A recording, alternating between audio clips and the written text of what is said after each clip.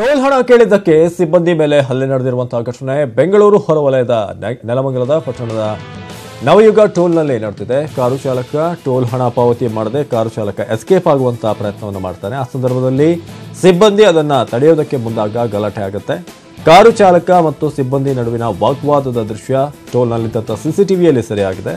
ಅಲ್ಲದೆ ಕಾರು ಚಾಲಕ ವೇಗವಾಗಿ ಕಾರು ಓಡಿಸಿದ್ದ ರಭಸಕ್ಕೆ ಟೋಲ್ ಸಿಬ್ಬಂದಿ 5-6 ಅಡಿ ಮೇಲೆ ಎಗರಿ ಕೆಳಕ್ಕೆ ಬಿದ್ದಂತ ಘಟನೆ ಕೂಡ ಆಗಿದೆ.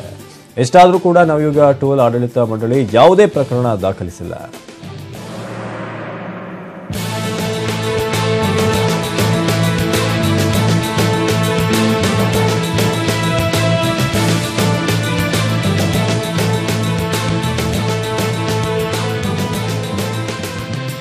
ಈ ಬಗ್ಗೆ ಹೆಚ್ಚಿನ ಮಾಹಿತಿಯನ್ನು ನೀಡ್ತಾರೆ ನಮ್ಮ ಪ್ರತಿನಿಧಿ ಅಭಿಷೇಕ್. ಈ ಘಟನೆ ನಡೆದಿದ್ದು ಯಾವಾಗ ಮತ್ತೆ ಏನಾಯ್ತಲ್ಲ, ಆಕ್ಚುಲಿ ಯಾವ ವಿಚಾರಕ್ಕೆ ಗಲಾಟೆ ಆಗಿದ್ದು ಅಂತ? ಖಂಡಿತ ಅವಿನಾಶಿಯನ್ನು ನೆಲಮಂಗಲದಲ್ಲಿರ್ತಕ್ಕಂಥ ಟೋಲ್ಗಳೇನಿವೆ ಒಂದು ಪ್ರತಿದಿನ ಲಕ್ಷಾಂತರ ವಾಹನಗಳಿಂದ ಒಂದು ಸುಂಕ ವಸೂಲಿ ಮಾಡ್ತೇವೆ. ಈ ವೇಳೆಯನ್ನು ಸ್ಥಳೀಯ ವಾಹನಗಳು ಬರ್ತವೆ. ಸ್ಥಳೀಯ ವಾಹನಗಳನ್ನು ಸ್ಥಳೀಯರು ನಮಗೆ ವಿನಾಯಿತಿ ಕೊಡ್ಲೇಬೇಕು ಅಂದಾಗ ಆ ಒಂದು ಸಮಯದಲ್ಲಿ ಒಂದು ಅಲ್ಲೇ ಮಾಡ್ತಕ್ಕಂಥ ಪ್ರಕರಣಗಳು ಪದೇ ಪದೇ ಮರುಕಳಿಸ್ತಲೇ ಇದಾವೆ. ಏನು ಕಳೆದ ಒಂದು 15 ದಿನದಿಂದ ಕೂಡ ಒಂದು 8ನೇ ಇರ್ತಕ್ಕಂಥ ಟೋಲ್ ನಲ್ಲಿ ಒಂದು ಈ ರೀತಿ ಅಲ್ಲೇ ಪ್ರಕರಣ ನಡೆದಿತ್ತು. ಇದೇ ರೀತಿ ಒಂದು ನಿನ್ನೆ ಕೂಡ ನಡೆದಿದೆ. ಏನೋ ಒಂದು ಅಲ್ಲೇ ಮಾಡೋದಕ್ಕೆ ಮುಂದಾಗ್ತಾರೆ. ಕಳೆದ ಒಂದು ವಾರದ ಹಿಂದೆ ಕಳೆದ ಭಾನುವಾರ ಈ ಪ್ರಕರಣ ನಡೆಯುತ್ತೆ. ಈ ಪ್ರಕರಣದ ಸಮಯದಲ್ಲಿ ಏನೋ ಒಂದು ಸ್ವಿಫ್ಟ್ ಡಿಸೈರ್ ಕಾರ್ ಬರುತ್ತೆ. ಸ್ವಿಫ್ಟ್ ಡಿಸೈರ್ ಕಾರ್ ಅನ್ನು ಆತನ ನೆಲಮಂಗಲದನ್ನ ನನಗೆ ನೀವು ರಿಯಾಯಿತಿ ಕೊಡ್ಲೇಬೇಕು ಅಂತ ಕೇಳಿದಾಗ ಇಲ್ಲ, ನಾವು ರಿಯಾಯಿತಿ ಕೊಡೋದಕ್ಕಾಗಲ್ಲ ಅಂತ ಹೇಳ್ಬಿಟ್ಟು ಒಂದು ಅಲ್ಲೇ ಮಾಡೋದಕ್ಕೆ ಮುಂದಾಗ್ತಾರೆ. ಆಮೇಲೆ ಅವನು ವೇಗವಾಗಿ ಕಾರ್ ಚಲಾಯಿಸಿಕೊಂಡು ಮುಂದೆ ಬರ್ತಾನೆ, ಆಚೆ ಬರ್ತಾನೆ ಟೋಲಿಂದ. ಈ ಸಂದರ್ಭದಲ್ಲಿ ಏನೋ ಒಂದು ಸ್ಥಳೀಯವಾಗಿ ಒಂದು ಸೆಕ್ಯೂರಿಟಿ ಗಾರ್ಡ್ ಏನಿರ್ತಾರೆ, ಈ ಸೆಕ್ಯೂರಿಟಿ ಗಾರ್ಡ್ ಅದು ಒಂದು ಆ ಕಾರ್ನ ತಡೆಯಲು ಮುಂದಾಗ್ತಾನೆ. ಆ ವೇಳೆ ರಭಸವಾಗಿ ಬಂದ ಸ್ವಿಫ್ಟ್ ಡಿಸೈರ್ ಕಾರ್ ಆತ ವೀರೇಂದ್ರ ಎಂಬ ಸೆಕ್ಯೂರಿಟಿ ಗಾರ್ಡ್ಗೆ ಗುದ್ದುತ್ತೆ. ಈ ವೇಳೆ ಅವನು ಸುಮಾರು ಒಂದು 5-6 ಅಡಿಗಳು ಮೇಲ್ಭಾಗಕ್ಕೆ ಹಾರಿ ಕೆಳಗೆ ಬೀಳ್ತಾನೆ. ಒಂದು ಸಿನಿಮೆಯ ರೀತಿಯಲ್ಲಿ ಈ ಒಂದು ಆಕ್ಸಿಡೆಂಟ್ ನಡೆಯುತ್ತೆ. ಈ ಆಕ್ಸಿಡೆಂಟ್ ಆದ ನಂತರ ಏನು ಈ ಟೋಲ್ ಸಿಬ್ಬಂದಿಯವರು ಒಂದು ಯಾವುದೇ ಪ್ರಕರಣ ಕೂಡ ದಾಖಲಿಸಲ್ಲ. ಪ್ರಕರಣ ದಾಖಲಿಸಿ ಒಂದು ಆತನಿಗೆ ಒಂದು ನೆರವು ಕೂಡ ಆಗೋದಿಲ್ಲ. ಸ್ಥಳೀಯವಾಗಿ ಒಂದು ಪ್ರಾಥಮಿಕ ಚಿಕಿತ್ಸೆ ನೀಡ್ತಾರೆ. ಪ್ರಾಥಮಿಕ ಚಿಕಿತ್ಸೆ ನೀಡ್ಬಿಟ್ಟು ಒಂದು ಆತನ ಮನೆಗೆ ಕಳ್ಸಕ್ಕಂತ ಪ್ರಯತ್ನ ಮಾಡಿರ್ತಾರೆ.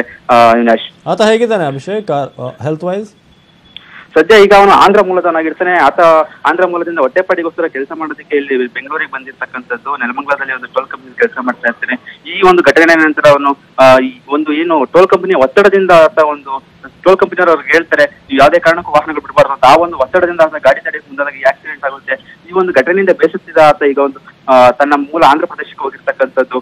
ಈಗ ಸದ್ಯ ಪರಿಸ್ಥಿತಿ ಆರೋಗ್ಯದಲ್ಲಿ ಚೇತರಿಸಿಕೊಂಡಿದ್ದೇನೆ ಅಂತ ಹೇಳಲಾಗ್ತಾ ಇದೆ. ಅವಿನಾಶ್, ಓಕೆ, ಧನ್ಯವಾದ ಮಾಹಿತಿಗಾಗಿ ಅಭಿಷೇಕ್.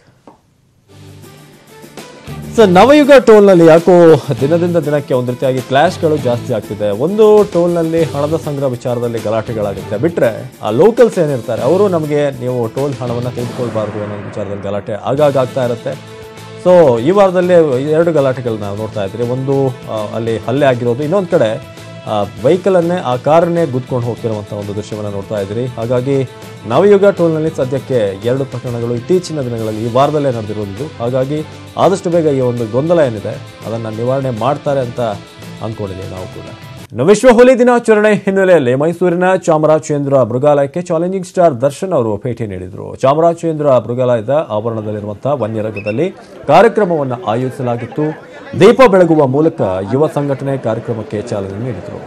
ಇದೇ ವೇಳೆ ಮಾತನಾಡಿದ ದರ್ಶನ್, ವನ್ಯಜೀವಿಗಳ ಸಂತತಿ ದಿನೇ ದಿನೇ ನಾಶವಾಗ್ತಾ ಇದೆ.